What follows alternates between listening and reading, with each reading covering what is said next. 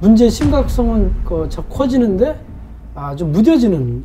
사실은 지금 시시각각 굉장히 심각해지고 있거든요. 그래서 아시겠지만 한반도는 온대기후, 온대성 기후 이렇게 얘기를 했었거든요. 남해안 정도로 지금 아열대화 되고 있다라고 기후가 변하는 거를 이제 경험을 하는 거죠. 근데 그건 굉장히 이례적인 거거든요. 인간이 자연적으로 변하는 기후에 간섭을 하기 시작해요. 대기 중에 이산화탄소 농도가 급작스럽게 올라가고 그건 이제 인위적인 영향인 거죠. 1.09도 전지구 평균 기온이 1.09도 올라갔거든요. 자연적으로 변동하는 변동폭을 넘어섰다고 봐야 돼요. 모든 계절에 이상한 기후가 발생을 하고 있습니다. 그래서 안녕하세요. 앉아도 될까요? 네, 앉으시죠. 안녕하세요. 네, 처음 뵙겠습니다. 네, 처음 뵙겠습니다. 반갑습니다. 네, 저는 식물을 전공한 임소정이라고 합니다. 네, 안녕하십니까. 저는 과학교육을 연구하고 있는 강신철이라고 합니다. 반갑습니다. 인공지능 연구를 하고 있는 김대원이라고 합니다. 예, 저는 해양학을 전공을 했고요.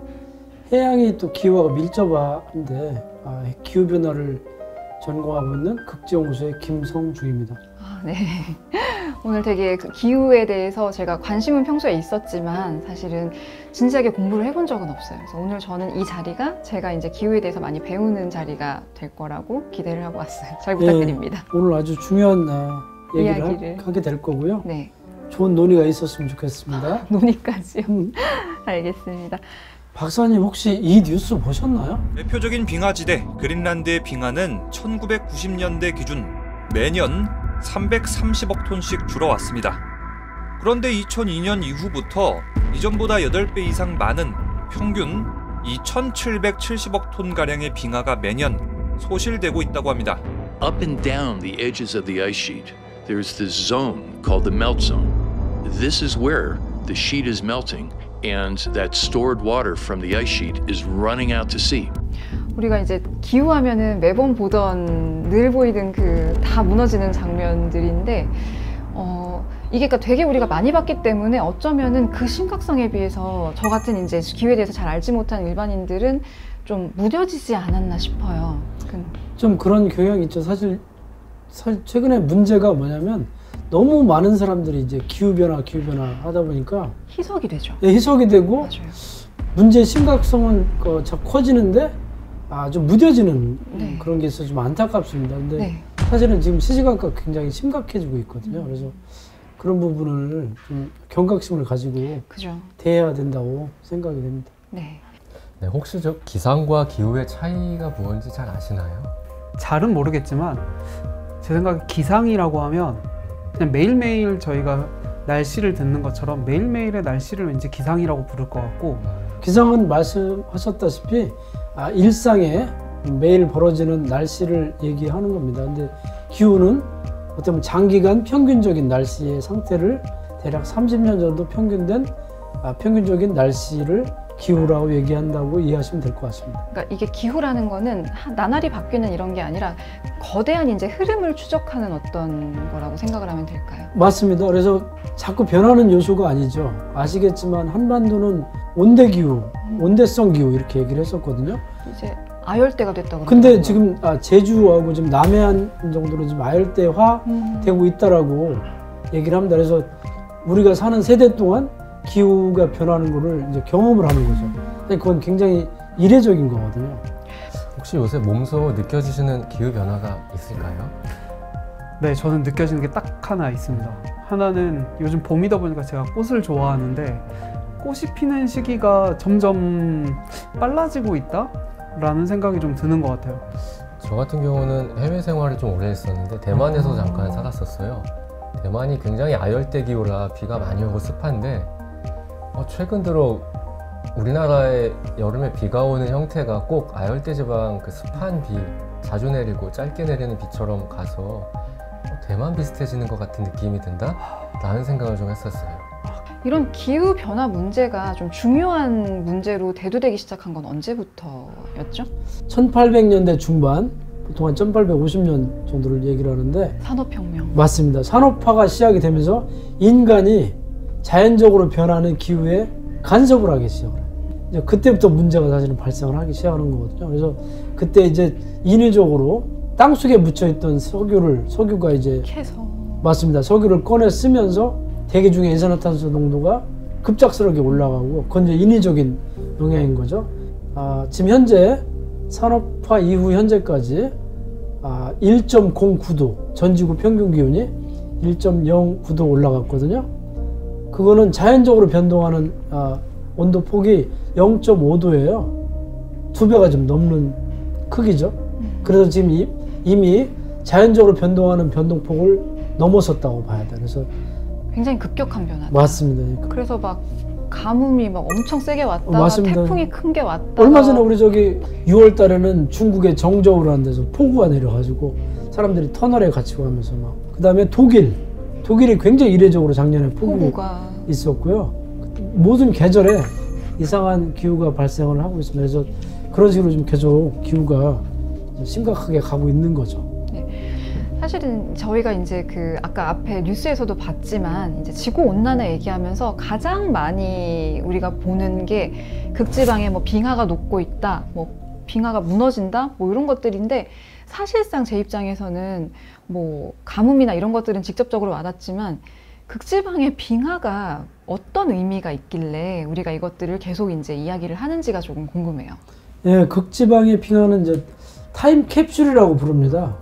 예, 그래서 그 남극 같은 경우는 이제 돔이라고 그래서 산의 정상을 이제 돔이라고 그러거든요. 그 돔에 이제 사실 빙하라는 게 그 눈이 가서 쌓여서 생긴 거거든요. 그게 한없이 쌓일 수가 없기 때문에 이 돔 지역을 제외하고 이제 다른 지역들은 중력 때문에 밀려가지고 다시 이제 해안가로 가거든요. 그게 이제 빙붕이 되고 깨져가지고 빙산이 되고 해서 다시 이제 바다로 돌아가는 거거든요. 근데 이 돔 지역에서 빙하 코어라고 해서 이렇게 드릴링을 해요. 얼음을 꺼내는데요. 꺼낸 얼음을 잘게 잘라가지고 그 안에 있는 기포를 분석을 하면 과거 70만 년 전부터 현재까지 이산화탄소 농도를 굉장히 정확하게 알 수가 있어요. 그리고 그 물을 녹여가지고 산소 동위원소를 이용해서 과거의 기온을 복원을 해내는 거거든요. 너무 신기한데요. 그 신기하죠. 그래서 네. 과거의 기후를 지시하는 뭐 인디케이터 혹은 타임 캡슐 이렇게 이제 표현하기 때문에 빙하가 굉장히 중요합니다. 그러니까 저희가 단순히 이제 남극이나 극지방의 그 빙하나 이런 것들 우리가 이것들이 녹으면서 기후 변화를 알려준다라고 저희는 이제 일반적으로 그 정도까지만 알고 있었는데 이게 그 빙하 코어라는 그 안쪽으로 그 얼음을 뚫고 들어가면서 그 안에 굉장히 많은 정보들을 또 우리가 배울 수 있다는 거네요. 이제 일례로 말씀드리면 빙하 코어에서 나온 기후 기록을 보니까 과거 70만 년 동안은 이게 10만 년 주기로 네. 간빙기하고 빙하기가 반복됐다는 걸 찾아냈습니다. 네. 빙하가 없었으면 이렇게 정확하게 알기가 어렵거든요. 저도 늘 궁금했어요. 과거에 뭐 온도가 어땠다 이런 얘기들을 되게 많이 하시는데 지질학자분들이 도대체 어떻게 알았나 했더니 이제 그게 빙하 속에 정보가 있었던 거네요. 맞습니다. 뭐 꼭 빙하뿐 아니고 이제 우리 바닷속에 또 퇴적물이라는 게 있거든요. 네. 이제 퇴적물이 켜켜이 쌓이면 또 그걸 가서 뚫어가지고 또 퇴적물을 이렇게 슬라이스해서 분석을 하면 과거에 또 기후를 복원할 수 있는데 빙하보다는 정확하지는 않습니다. 빙하는 굉장히 양쪽으로 보존 상태도 그렇고 연도별 차곡차곡 쌓이는 그 시퀀스가 아주 잘 되어 있기 때문에 빙하가 굉장히 좋은 유용한 과거의 기후 정보를 제공할 수 있는 거죠.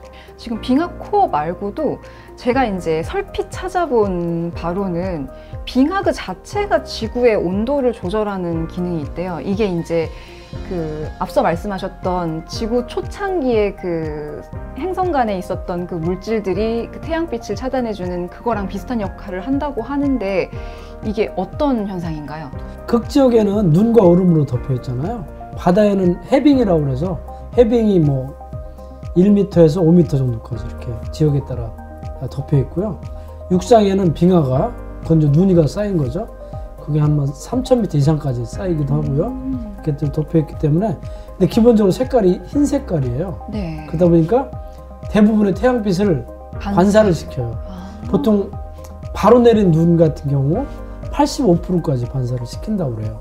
그리고 이제 눈이 내리고 나서 이제 불순물이 위에 이제 있으면 좀 탁해지기 때문에 좀 더 많은 이제 태양빛이 흡수가 되는데 어쨌든 대부분의 태양빛을 반사를 시킨다고 보시면 되고요. 근데 이 바다나 맨 땅은 색깔이 굉장히 짙어요. 어둡기 때문에 바다를 예로 들면 90%를 흡수하고 10%를 이제 반사를 해내요. 아이고. 네. 그렇기 때문에 빙하가 있던 곳이 뭐 바다가 된다든가 맨 땅이 되면 더 많은 양의 태양빛이 들어오겠죠. 그러면은 이제 더 따뜻해지겠네요. 맞습니다. 그럼 온도를 또 높이게 되고 온도를 높이면 또 녹고 또 빙하를 또 녹일 거 아니에요? 그러면 더 많은 양의 또 에너지가 들어오고 그래서 이걸 이제 양의 되목임이라고 부르거든요. 점점 증폭이 된다는 거예요. 맞습니다. 네, 양의 되목임이라고 부르고요. 또 음의 되목임이라는 것도 있어요. 어떤 그게 뭐냐면 온실효과나 뭐 이런 거에 의해서 지면이 가열되잖아요. 네네. 그럼 온도가 올라가요. 네. 온도가 올라가면 이 지구도 복사를 해내거든요. 네. 태양만 복사를 하는 게 아니라. 근데 온도의 사승에 비례해서 복사를 해내거든요. 그렇기 때문에 지표가 가열이 되면 더 많은 양의 또 에너지가 복사가 되기 때문에 다시 온도가 내려가요.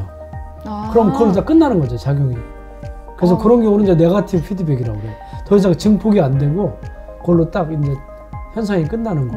그것도 흥미롭네요. 근데 지금 결국은 그 빛을 반사하던 눈이나 빙하가 녹아가지고 이제 어두운 부분이 드러나면서 빛을 많이 흡수해서 이제 온도가 올라가는 거랑 그 다음에 그렇게 흡수한 빛을 다시 이제 복사로 방출하는 거랑 두 가지가 있는데 근데 지금 결과적으로 우리가 통계를 내봤을 때 지구의 온도가 계속 증가하고 있다는 거는 복사로 방출하는 것보다는 이제 맞습니다. 아까 양의 대목임으로 양의 대목임에 의해서 피드백 효과에 의해서 극지역에서 얼음이 자꾸 녹는 효과가 훨씬 더 온난화에 중요한 역할을 하고 있는 거죠. 맞습니다. 예. 빙하 역사에 대해서 간단히 설명을 좀 드리겠습니다. 이제 빙하는 지금 현재는 그린란드 주변에 이제 주로 있고요. 물론 이제 다른 지역도 국지적으로 있지만 그건 굉장히 작은 양이기 때문에 남극은 이제 남극 대륙 전체가 이제 빙하로 덮여 있죠. 남극의 빙하는 동남극은 굉장히 그 지형이 높아요. 높은 곳 위에 또 빙하가 2,000m, 3,000m씩 쌓여 있기 때문에 생각보다 굉장히 높습니다. 가보시면. 근데 서남극은 좀 지형이 낮고 많은 부분이 또 해수면 아래에 있어요. 그렇기 때문에 훨씬 더 그 지구 온난화에 의해서 녹을 수 있는 취약성이 높은 거죠, 서남극이. 그래서 지금 현재는 서남극의 빙하가 급속도로 녹고 있고요. 물론 그린란드 주변에 빙하도 급속도로 녹고 있고요. 그래서 이런 현상들 때문에 이제 극지역의 온난화가 다른 지역보다 2배에서 3배 정도 온난화가 빠르게 진행 중이거든요. 더 민감하게 반응을 한다. 맞습니다. 그거를 이제 극지 온난화 증폭이라고 표현하는데요. 극지역으로 가면 이제 기후 변화의 어떤 그런 현상들을 훨씬 더 쉽게 느낄 수 있는 이유이기도 합니다. 만약에 지구의 그 빙하랑 빙붕이나 이런 것들이 다 사라지게 되면 저희 어떻게 될까요? 뭐 상상하기는 어려운데요. 네. 북극의 빙하가 다 녹으면 그린란드 빙하죠, 주로. 그러면 한 해수면이 5m에서 7m 정도 상승할 거고요. 남극 빙하가 다 녹으면 60m 이상 오를 걸로 한순간에 바로 녹을 수는 없을 거고요. 그렇게 극적인 변화는 네, 극적인 변화는 아닌데 문제는 이제 이쪽 서남극 해수면 아래에 있는 이런 빙하들은 빨리 녹을 수 있기 때문에 그게 이제 해수면을 높이는데 중요한 기여를 할 수 있습니다. 그래서 항상 경각심을 가져야 되고요. 네네. 더 이상 이제 양의 되목임이 일어나지 않도록 행동을 좀 취해야 되겠죠. 지금 기후 변화라는 게 일각에선 이렇게 또 얘기를 해요. 그러니까 약간 음모론이다 뭐 이런 얘기를 하시는 분들 많이 겪어보셨을 거예요. 그러면서 뭐 기후 변화의 어떤 근본적인 원인이 자연적인 원인인가 인위적인 원인인가에 대한 질문이 있는 것 같아요. 이거에 대해서 또 어떻게 생각하시나요? 지금 현재 6차례 IPCC 보고서가 나왔거든요. IPCC라고 해서 정부 간 기후변화 협의체가 있어요. 중요하기 때문에 이제 나라별로 이런 협의체를 만들고. 맞습니다. 나라별로 협의체를 만들어서 이제 진짜 기후변화가 실제로 인간의 영향이 있는 거냐 이걸 이제 밝혀보기 위해서 모든 나라들이 참여해가지고 보고서가 나오기 전에 동의를 다 해야 되거든요. 네네. 그래서 이제 나온 결론은 최근에 일어나는 온난화는 인위적인 요인이 굉장히 중요한 역할을 하고 있다는 게 결론이에요. 아까도 얘기했지만 과거의 기록을 보니까 자연적으로 변동하는 온도의 양은 0.5도 정도예요. 근데 2배가. 네, 2배 정도, 아까 1.09도라고 그랬거든요. 소수점 둘째째로 굉장히 중요한 네. 수치라서 지금 워낙 말씀드리는 건데 거대하니까. 거대하기 때문에 근데 지금 2배 이상 이제 증가한 거거든요. 자연 변동분에 비해서. 그렇기 때문에 이제 더 이상 기후변화의 회의로는 이제 더 이상은 좀 아닌 것 같고요. IPCC라고 뭔가 이제 국제적인 협약에 대해서 얘기를 하셨는데 사실 저 같은 일반인들이 가장 많이 들어본 단어는 지구온난화랑 관련해서 약간 요즘 ESG 트렌드와 관련해가지고 탄소 중립이라는 단어를 저희는 굉장히 많이 들어봤거든요. 그래서 탄소 중립이라는 게 어떤 의미가 있는지.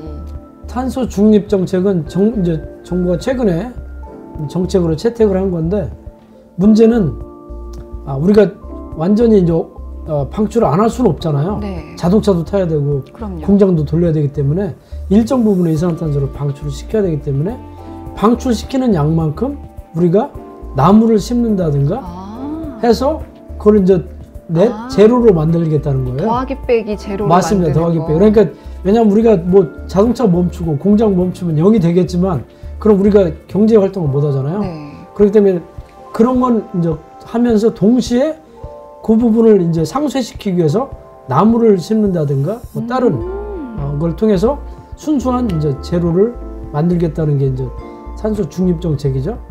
이거 2050년까지요. 이게 되게 중요한 얘기를 해주신 것 같은데, 그러니까 저는 이렇게까지는 몰랐어요. 그래서 탄소 중립이라는 게 단순히 이제 탄소 발생률을 낮추자. 우리가 사용해서 만들어내는 양은 있지만 그것을 이제 보상하기 위해서 또 다른 행동들을 하는 것을 통칭해가지고 0으로 만든다는. 맞습니다. 예. 그래서 이제 대부분 사람들은 우리가 뭐 배출을 0으로 만들겠다 네. 오해하실 수도 있는데 그죠. 그건 좀 불가능하잖아요. 아무 네. 생각을 해도. 그래서 경제 활동을 하면서 발생되는 이산화탄소를 보상할 수 있는, 상쇄시킬 수 있는 다른 행동을 또 많이 해야 되는 거죠. 네네. 일례로 뭐 아까 나무 심는 것만 얘기했지만 네네. 뭐 바다에도 굉장히 그런 여지가 있거든요. 뭐 철가루를 뿌려서 뭐 생물의 플랑크톤 블룸 같은 걸 일으켜가지고 대기 중에 이산화탄소를 포집해서 들어간다든가 아니면 공장은 돌리되 굴뚝에서 네. 바로 이산화탄소를 포집해서 땅속이나 바닷속에 저장을 한다든가 뭐 이런 식의 이제 노력이 필요하겠죠. 지금 그 철가루 뿌리는 얘기 해주신 게 되게 저는 조금 흥미롭거든요. 저는 이제 제가 식물을 전공을 했기 때문에 약간 그쪽으로 안다고는 생각했는데 바다에 철가루를 뿌려가지고 그 플랑크톤을 부밍시킨 다음에 탄소를 흡수하고 이거는 제가 전혀 몰랐어요. 근데 약간 저희 지금 이 탄소 중립이나 이런 지구 온난화를 약간 완화하기 위해서 우리가 또 이용할 수 있는 아니면 연구되고 있는 어떤 기술들이 더 있을까요? 예, 아까 철가루를 뿌리는 거는 지금 상당히 좀 많이 노력을 했는데 아직 그 실효성에 대해서는 약간 좀 의문은 있습니다. 우리가 연구 과정에서 하는 맞습니다. 시도 중에 다양한 시도 중에 하나. 이제 그런 거를 이제 지구 공학적인 접근이라고 얘기를 하거든요. 이제 사실 지구 공학적인 접근은 우리가 지구를 가지고 이제 일종의 실험을 또 해야 되는 거기 때문에 굉장히 위험 부담이 네. 있습니다. 근데 우리가 이제 여러 가지로 탄소 중립 정책부터 해서 다각도로 저희들이 노력을 했는데도 불구하고 이산화탄소 농도를 줄일 수가 없다. 그래서 이제 경제적인 피해뿐 아니고 뭐 마지막 선택지가 없으면 이제 지구 공학적인 접근을 생각 안 할 수가 없겠죠. 그래서 이게 그동안 과학자들이 지구 공학적 접근을 하면 어떤 방법이 있을까 몇 가지 가설을 제시하고 있는데요. 그 중에 하나가 지구하고 우주 사이에 거울을 이렇게 설치해서 태양빛을 반사시키는 굉장히 좀 원시적인 것 같지만 하여튼 그런 걸 제안한 사람들도 있고요. 또 한 가지는 우리 성층권에 우리 화산 폭발이 일어나면 지구의 온도가 내려가거든요. 화산재로 덮여. 그렇죠. 화산재로 덮이기 때문에 아까 그 성간물질하고 비슷한 네. 개념인데 그래서 성층권에 화합물을 이제 인체에 무해한 비행기나 이런 걸로 뿌려가지고 화산재의 어떤 그런 효과를 내는 거죠. 빛을 차단하는. 맞습니다. 이제 그런 이제 가설을 제시하는 분들도 계시고요. 그래서 문제는 아까도 얘기했지만 부작용이 네. 예측할 수가 없거든요. 수치 모델, 이제 컴퓨터만 가지고 이제 화합물을 뿌렸을 때 어떻게 반응이 나오는지 또 이제 우리가 거울을 가지고 반사를 시켰을 때 어떤 부작용이 나오는지 뭐 이런 거에 대한 연구를 하고 있는데 우리가 부작용은 그렇다고 실질적인 부작용을 우리가 정확하게 예측을 할 수가 없기 때문에 아까도 얘기했다시피 이거는 이제 더 이상 선택지가 없다고 했을 때 최후의 보루. 이제 채택을 해야 되는 방법일 것 같고요. 저는 그 상태까지 안 갔으면 그죠. 합니다. 예. 그게 그런 것 같아요. 그러니까 지금 말씀하신 지구공학적인 어떤 방법들이 당장 듣기에도 약간 와닿지 않고 그래도 되나 싶은 사실은 아이디어들이에요. 말씀하신 대로 거기까지 이제 안 가도록 우리가 좀 더 미리미리 좀 우리가 인위적으로 발생시키는 지구 온난화의 요인들을 이제 줄여 나가야 되지 않을까 하는 생각이 드네요. 아무래도 이 기후를 변화시키는 게 이산화탄소다 보니까 그런 이산화탄소 배출을 줄이려면 조금 힘들겠지만 여름에 에어컨 좀 줄이고 그다음에 겨울에 히터 좀 줄이고 제 몸은 좀 힘들겠지만 그게 결국은 우리 기후 변화를 대처하는 또 저의 행동이 되지 않을까? 저 같은 일반인들의 이제 사고에서는 저희들이 배운 거는 그런 거예요. 뭐 대중교통 많이 타기, 뭐 자동차 전기차로 바꾸기, 뭐 그런 것들 되게 많은데 혹시 이제 전문가 입장에서 어떤 게 있을까요? 기억하시는지 모르겠지만 2015년에 프랑스 파리에서 기후협정이 있었습니다. 그때 전 세계 이제 정치인들 리더들이 모여가지고 산업혁명 이전에 비해서 전지구 평균 기온을 2도 이내로 좀 낮춰보자라고 협정을 맺었어요. 2도로 하다 보니까 너무 또 급변하는 거예요. 그래서 2018년에 인천 송도에서 다시 또 비슷한 협약이 있었거든요. 그때는 전지구 평균 기온을 산업화 이전에 1.5도 이하로 낮추자고 얘기를 했기 때문에 지금 제가 2020년까지 1.09도 상승했다고 그랬죠. 네. 그러면 지금 이제 얼마 안 남았어요. 룸이 별로 안 남았죠. 1.5도까지는. 그렇기 때문에 더욱이 이제 우리가 어떤 행동이 필요한데요. 궁극적으로는 이제 우리 화석연료를 대체할 수 있는 신재생 에너지 아니면 대체 에너지. 뭐 지금 우리가 알고 있는 풍력이나 태양광 말고도 그 이외에 뭐 수소를 활용한다든가 하여튼 어떤 대체 에너지를 만드는 게 이제 궁극적인 우리의 목표겠죠. 그래서 이제 그런 노력도 동시에 이제 해야 될 것 같고요. 저는 이제 기후 쪽으로는 제가 연구를 하는 사람이 아니니까 철저히 이제 그 과학과 배제된 일반인의 입장에서 얘기를 해본다면은, 그러니까 저희가 그런 캠페인 같은 거는 많이 해요. 이제 그 탄소 배출을 줄이기 위해서 자전거를 탑시다, 뭘 합시다 이렇게 그런 얘기들을 굉장히 많이 하는데, 저는 이 모든 이제 어떤 캠페인들의 궁극적인 목적이 지구 온난화가 왜 문제이며 탄소 배출이 왜 문제이며 그게 얼마나 심각한지를 우리가 스스로 인식을 하고 있다면은 우리가 굳이 이제 행동 하나하나에 이제 디테일한 부분들을 바꾸라고 얘기를 하지 않아도 일상 속에서 되게 조심을 하게 될 것 같다는 생각이 들어요. 저는 이제 식물을 연구한 입장에서 식물을 공부하고 저는 특히 농업 쪽에 굉장히 관심이 많아요. 농업이 너무너무 중요하다고 생각을 하고 그런 입장에서 저는 사실은 기후 변화를 인류의 멸망 뭐 이런 거랑은 사실 저는 연결하지 않고 저는 식물의 입장에서 조금 많이 보게 되는데, 저는 영화 인터스텔라가 계속 생각이 났어요. 이 얘기를 들으면서. 인터스텔라의 영화가 뭐 물리 영화라고 많은 분들이 생각하시지만 식물을 공부했던 제 입장에서는 이 영화가 사실은 지구가 식물이 살지 못하는 환경이 됐기 때문에 인간도 살 수 없게 돼서 그 모든 스토리가 시작이 되는 거거든요. 근데 기후변화라는 게 우리가 느끼기에도 뭐 극심한 가뭄이나 뭐 토네이도나 뭐 이런 것들에 이제 문제가 있을 수 있겠지만, 더 나아가서 우리한테 밀접한 우리가 먹는 그 작물을 생산하는 농업에 대해서 생각을 해볼 때 기후변화가 굉장히 심각하고 중요한 이슈라고 생각을 해요. 이게 이제 지구온난화와 연결이 되지 않는가라는, 약간 그렇게 우리가 단순히 캠페인으로 이거 하세요 저거 하세요 하는 게 아니라 나의 일상에서 나의 생활 중에 이게 어떤 연결이 있을까. 연구를 하지 않는 일반인의 입장에서는 약간 또 하나의 어떤 기후 행동이 될 수 있지 않을까 하는 생각을 했어요. 모든 전 세계인들이 다 그런 마음을 가지고 임해준다면 훨씬 더 이제 문제를 쉽게 해결할 수 있겠지만, 잘 아시겠지만 또 쉽지 않죠. 쉽지 않습니다. 저희들이 이제 습관적으로 이렇게 있는 게 있기 때문에 그 습관을 바꾼다는 게 어렵거든요. 그래서 뭐 다각도로 노력을 해야 되겠죠. 네. 결국은 저는 이제 언제나 우리 인간이 너무 편하게 살았다. 문명의 맞습니다. 이기에 기대요. 그래서 지금은 조금 불편해도 좋지 않을까라는 생각을 늘 하고 있거든요. 그래서 지금 이렇게 딱 기회가, 이런 얘기를 할 수 있는 이제 기회가 주어진 김에 저는 우리가 좀 더 불편함을 감수하고 살았으면 좋겠다는 얘기를 좀 하고 싶었어요.